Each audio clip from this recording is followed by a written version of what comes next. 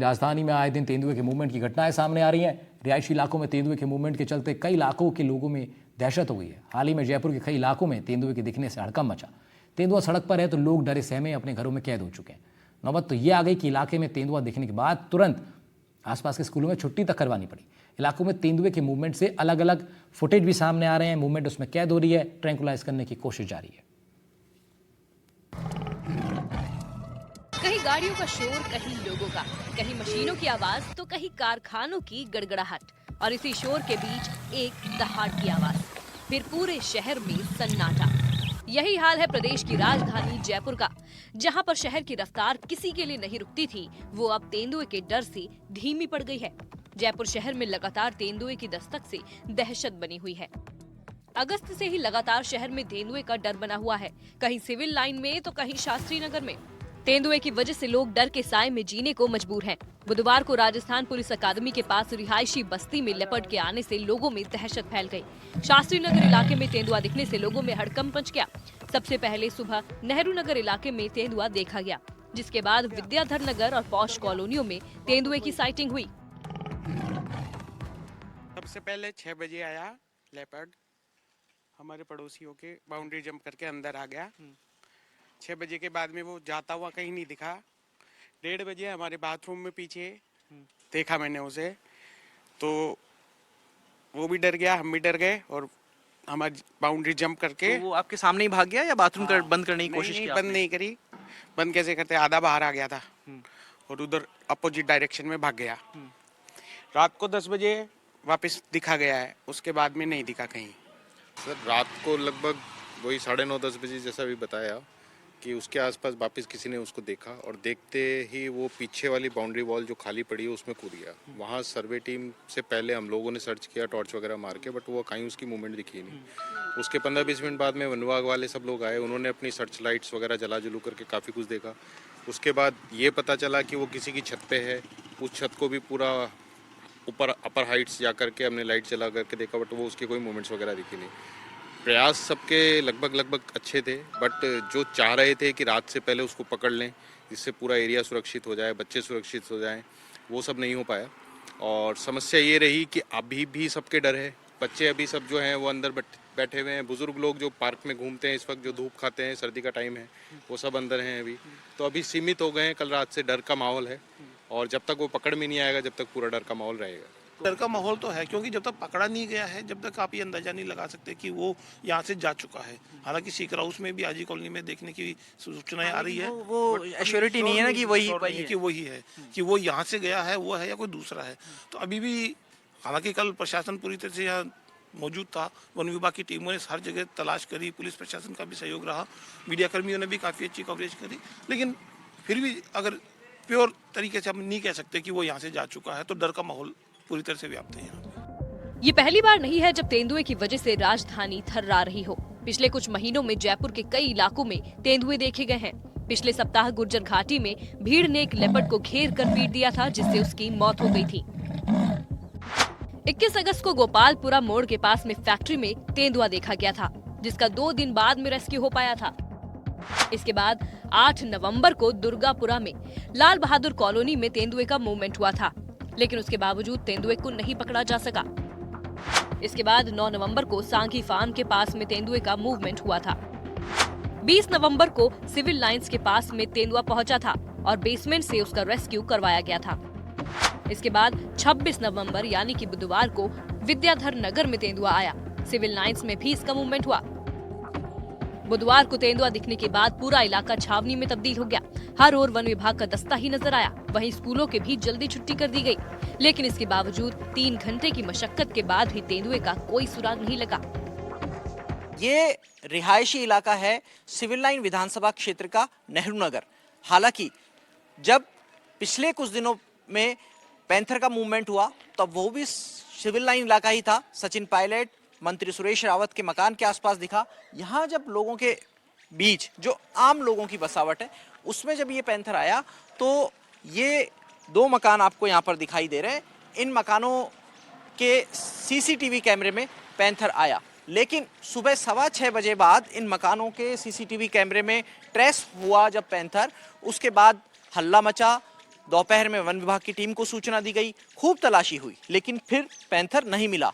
तभी रात को 9:45 के बीच में सूचना आती है कि इस मकान के ओनर घर आए हैं शादी में से, और उनको यहीं से सामने वो एक दुछत्ती बनी हुई दिख रही है, एक छोटा सा पोर्शन है, शायद बाथरूम का पोर्शन ही हो सकता है।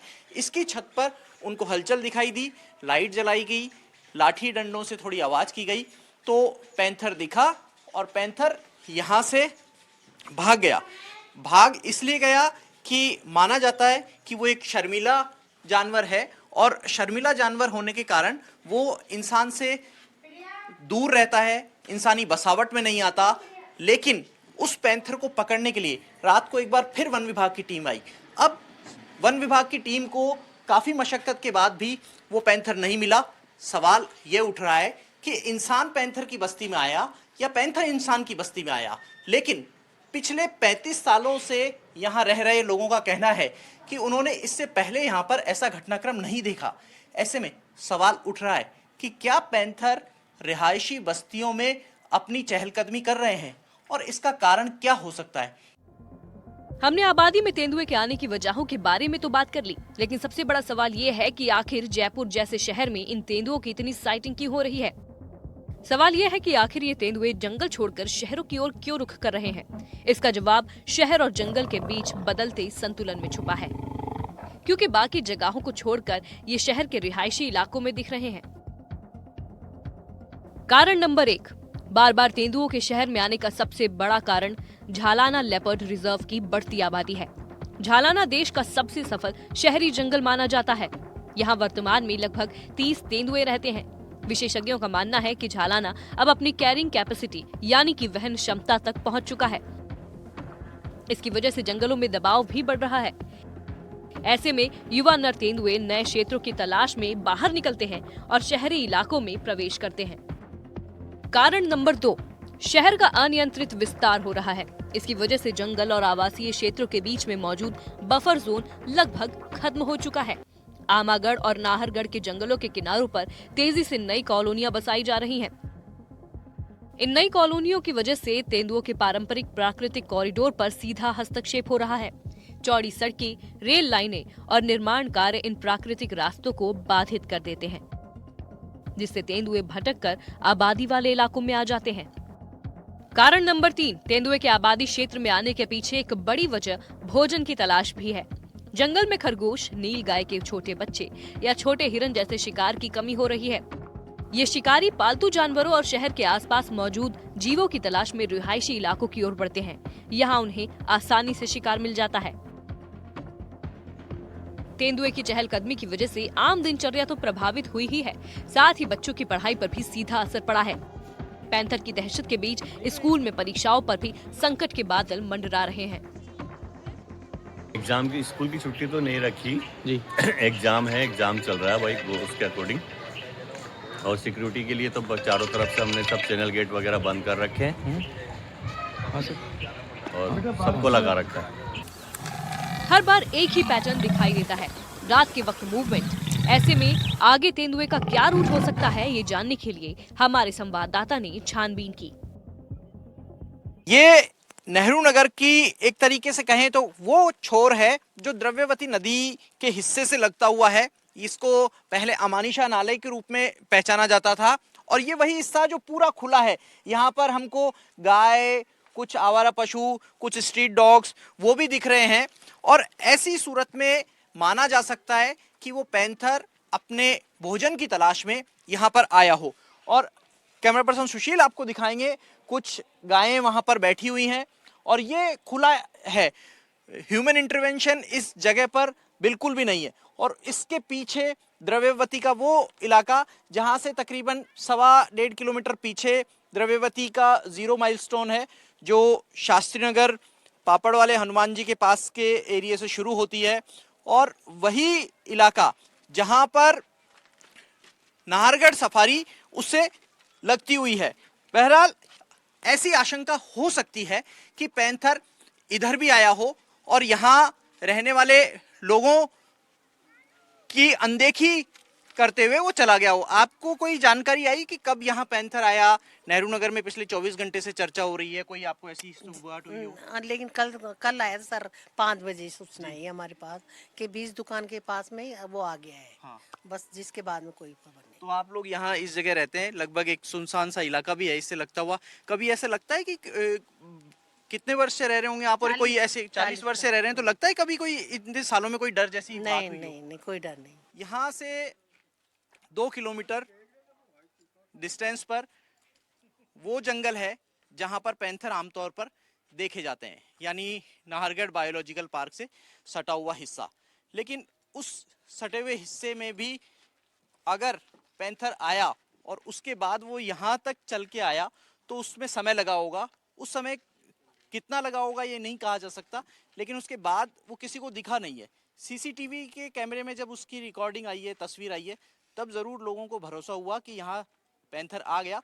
लेकिन 35 से 40 साल पुराने रिहाइश वाले इलाके में जो लोग लंबे समय से रह रहे हैं वो भी कहते हैं कि इससे पहले ऐसा घटनाक्रम यहाँ पर कभी नहीं हुआ। ये पैटर्न लगातार लोगों के लिए खतरा बना हुआ है। अभी तो तेंदुए के मुंह में पालतुओं का खून लगा हुआ है। गलियों में सीसीटीवी में कैद होती फुटेज, सुबह होते ही भीड़ और फिर फंसता एक तेंदुआ। ऐसी स्थितियां तेंदुए के लिए भी बेहद खतरनाक हैं, क्योंकि भीड़ और अफरा तफरी उसे और आक्रामक बना देती हैं। इन सभी घटनाओं ने इस बात पर जोर दिया है कि जयपुर को wild life sensitive urban planning की ओर बढ़ना होगा। न केवल जंगलों और शहर के बीच बफर जोन को बचाना जरूरी है, बल्कि तेंदुओं की मूवमेंट ट्रैक करने के लिए रेडियो कॉलर जैसे उपाय भी जरूरत बन गए हैं। आबादी में आ रहे तेंदुओं को रोकने के लिए कुछ उपाय करने जरूरी हैं। पहला, बफर जोन का संरक्षण बेहद जरूरी है। दूसरा, तेंदुओं के लिए रेडियो कॉलरिंग की आवश्यकता बढ़ गई है। तीसरा, लोगों में जागरूकता फैलाना जरूरी हो गया है। रिहायशी इलाकों में दिखाई दे रहे ये तेंदुए इस बात का सबूत है कि जयपुर में जंगल और शहर के बीच की दूरी लगातार कम हो रही है। सवाल सिर्फ सुरक्षा का नहीं, बल्कि जयपुर की आने वाली शहरी योजना पर भी है। अगर जंगलों के प्राकृतिक मार्ग सुरक्षित नहीं रखे गए तो ऐसे दृश्य बार बार सामने आएंगे। Bureau report, NDTV, Rajasthan.